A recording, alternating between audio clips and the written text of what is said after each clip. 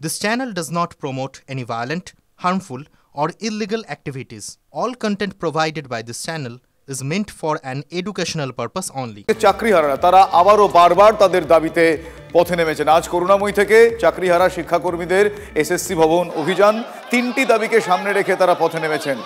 1255 জন যোগ্য group C এবং 2139 জন যোগ্য গ্রুপ ডি কর্মীদের সার্টিফাইড লিস্ট প্রকাশ করতে হবে। ওএমআর এর স্ক্যান কপি এসএসসির ওয়েবসাইটে আপলোড করতে হবে এবং যোগ্য শিক্ষাকর্মীদের আইনি পদ্ধতি মেনে স্কুলে ফেরানোর দাবি। এই মুহূর্তে সেখানকার ছবি আমরা দেখবো। আমার সহকর্মী সুজয় পাল আমার সঙ্গে সরাসরি রয়েছেন। সুজয়, এই মুহূর্তে তাদের অবস্থান কোথায় ছবিটা দেখতে চাইবো এবং কি বলছেন তারা?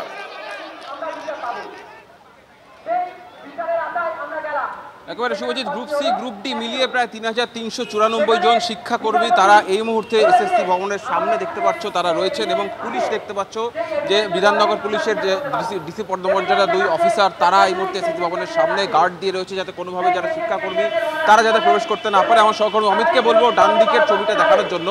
এই শিক্ষাকর্মীরা এই বৃষ্টি থেকে উপেক্ষা করেই কিন্তু এখানে এসে দাঁড়িয়ে রয়েছেন, নিজেদের দাবি দাওয়া নিয়ে সরব হয়েছেন। আমি একটু আমার সহকর্মী অমিতকে বলবো একটু এদিকে এগিয়ে আসার জন্য। যারা রয়েছেন শিক্ষাকর্মী তাদের সঙ্গে একটু কথা বলবো সরাসরি। অমিতকে বলবো যে দেখতে পাচ্ছ যে এখানে যাদের যে দাবি দেওয়া justice for 3394 untainted group C group D, madam আপনার হাতে দেখতে পাচ্ছি থালা এবং একটা চামচ, কেন? কারণ আমরা 3 মাস ধরে আমরা কোনো বেতন পাই না। আমরা যে আগামী দিনে কি খাবো সেই ব্যবস্থাটা নেই। আমাদের হাতে খালি থালাই এখন একমাত্র ভরসা। তো আমাদের হাতে বেশি ভিক্ষার থালা চলে এসছে। তো আজকে আমরা যে আমাদের প্রতি যে এই যে 3394 জন গ্রুপ সি গ্রুপ ডি এদের প্রতি যে অবিচারটা হলো, যে এদের প্রতি কোনো রকম অ্যালিগেশন না থাকা সত্ত্বেও এদেরকে আজকে ফুটপাতে এসে বসিয়েছে, কিন্তু যারা দুর্নীতি করলো, যারা চোর, তারা এসি ঘরে বসে আছে, তাদের কোনো শাস্তি হলো না।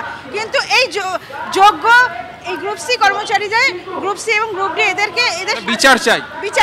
আমি সহকর্মী অমিতকে বলবো দেখানোর জন্য যে এর আগে আমরা ছবি দেখেছি যে এসএসসি ভবনের সামনে রোদ উপেক্ষা করে রাস্তায় বসেছিলেন শিক্ষকরা। আজকে শিক্ষাকর্মীরা এই বৃষ্টির মধ্যে এই জল কাদাতে, একটু ছবিটা দেখানোর চেষ্টা করব, এখানে বসে রয়েছেন, রাস্তায় বসে রয়েছেন এই জল কাদা উপেক্ষা করে। আমরা একটু তাদের সঙ্গেও কথা বলার চেষ্টা করব যারা এখানে রাস্তায় বসে রয়েছেন।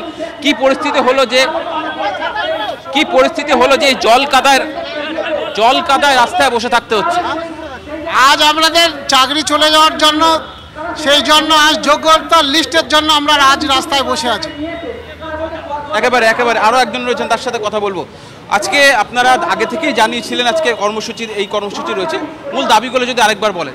আমাদের মূল দাবি হচ্ছে আমরা যোগ্য গ্রুপ সি গ্রুপ ডি, আমাদের দাবি হচ্ছে এসএসসি চেয়ারম্যানের কাছে যে আমাদের যোগ্য গ্রুপ সি গ্রুপ ডির সার্টিফাইড লিস্ট অবিলম্বে প্রকাশ করতে হবে এবং 22 লক্ষ যে ওএমআর আছে, ওএমআর এর মিরর ইমেজ এসএসসির ওয়েবসাইটে প্রকাশ করতে হবে। এটাই হচ্ছে আমাদের দাবি। আপনারা কি দেখা করবেন চেয়ারম্যানের সাথে? হ্যাঁ, চেয়ারম্যানের সাথে আমরা দেখা করব। কিন্তু পুলিশ তো রাস্তা আটকেছে।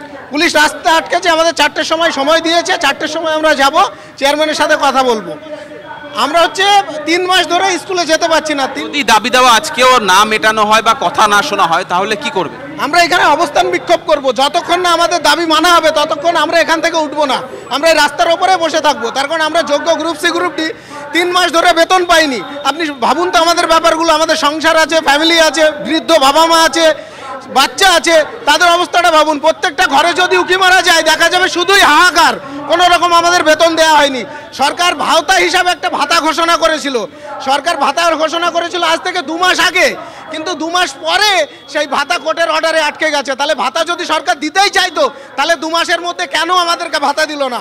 ভাতা চান না চাকরি চান?